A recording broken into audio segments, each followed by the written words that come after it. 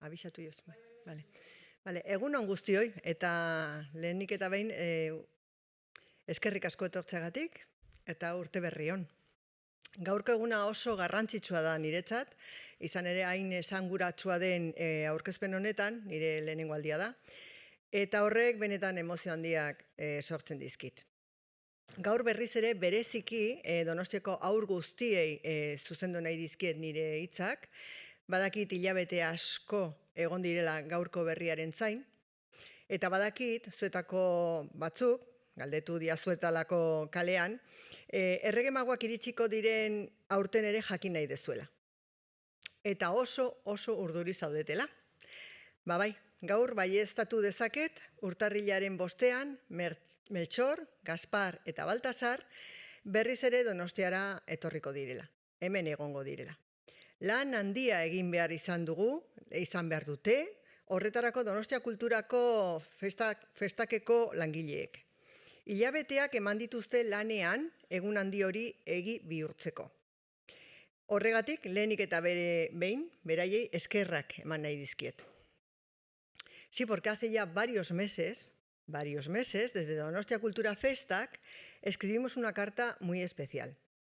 Una carta que viajó muy lejos, guiada por una estrella, atravesando desiertos, montañas y mares. En esa carta les pedíamos a Melchor, Gaspar y Baltasar que, por favor, un año más no se olvidaran de nuestra ciudad.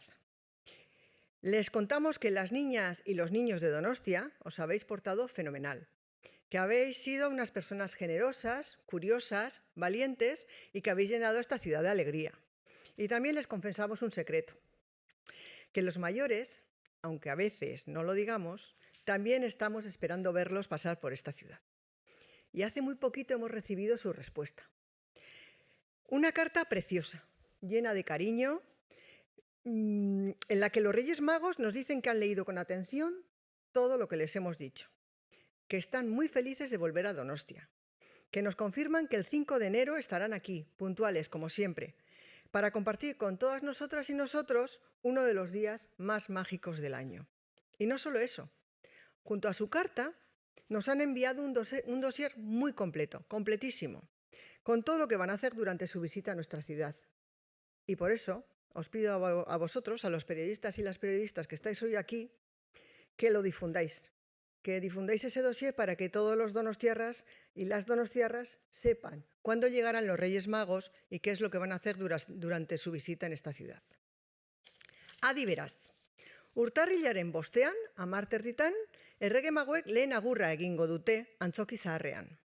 Eta leku hau aukeratu dute historia, kultura eta magia handiko lekua delako. Handik agurtuko dituzte haiek ikustera gerturatzen diren persona guztiak. Eta jarraian, kapotagabeko auto bat hartuko dute eta auzo batzuk bisitatuko dituzte. Horren bestez, 11 laurden gutxitatik aurrera, 3 Errege Magoek Erdialdea, Amara, Loyola, Erriberak, Txominenea, Intxaurrondo, Altza eta Antigua bisitatuko dituzte, eta hainbat geldiune egingo dituzte, bertan dauden haur guztiak agurtzeko eta euren emozioa partekatzeko. Tras su paseo por la ciudad, Melchor, Gaspar y Baltasar llegarán a las 2:15 al ayuntamiento, donde saludarán desde la terraza a quienes les están esperando, pero antes de entrar en el edificio a descansar y donde prepararán la recepción que tendrá lugar a partir de las 3:30 de la tarde. Como suele ser habitual, la recepción será aquí, en este ayuntamiento, en el Salón de Plenos, donde recibirán a todas las niñas y los niños que quieran entregarles su carta en persona.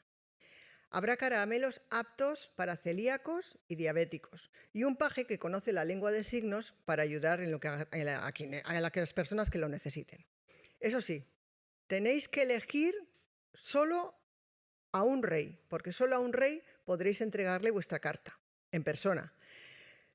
No es posible saludar a los 3 en persona.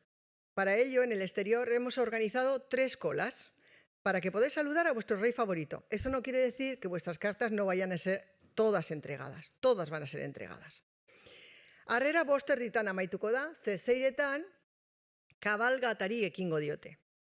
Ohikoa den bezala, kabalgatak erdialdeko kaleak zeharkatuko ditu eta 5 karroza izango ditu. Lehenengo karroza izango da jaiotzarena, Maria, Jose eta Jesus haurtxoarekin. Bigarrena, Meltxor erregearena, zaldi fantasiazkoa. Hirugarrena, Gaspar erregearena, antzinako Egiptori buruzko irudiak izango dituena. Laugarrena, Baltasar erregearena, Afrikako animalia eta kolorekin apainduta, eta azkenik buru handiek eskatutako karroza, pintura eta margolarien gaiarekin. Eta hoiekin batera, musika, argazkiak, dantza, trikitilariak, pajeak eta beste eta hainbat personak parte hartuko dute. Kabalgatan zehar, zeliakontzat gozokiak ere berriz ere banatuko dira, 2000 baino gehiago. Gainera, txutxu trena ere bertan izango da, opariak eramaten, eta baita erregei pisu altuera iristeko laguntzen zuhiltzaile talde bat. Cuando termine la cabalgata, sus majestades no se irán a descansar todavía y continuarán llevando su magia a centros de personas mayores. En concreto, este año Melchor, Gaspar y Baltasar visitarán los centros de mayores de Alayeche, el Hogar de San José de la Montaña y Villa Sacramento. Porque la magia también es compañía, cariño y memoria. Azkenik, Donostiako haur guztientzako mezu honekin amaitu nahiko nuke. Errege magoak Donostiara datoz zuei esker hiriak distira egiten duelako. Zuen ilusioak gure kaleak argitzen dituelako. Eguberri argi guztiak baino gehiago. Beraz, prestatu zaitezte. Prestatu zuen leihoak, kaleak eta batez ere bihotza. Urtarrilaren 5ean, Meltxor, Gaspar eta Baltasar hemen izango dituzue. Eta magiaz, ametsez eta itxaropenez kargatuta etorriko dira. Beraz, gurasoekin, lagunekin, aitonamonekin, kalera ateratzeko deia egiten dizuet. Guztiok elkarrekin egun ahaztezina bizi dezagun. Eta ez dadila magia inoiz itzali. Que la magia nunca se apague. Por cierto, una recomendación. Va a hacer muchísimo frío.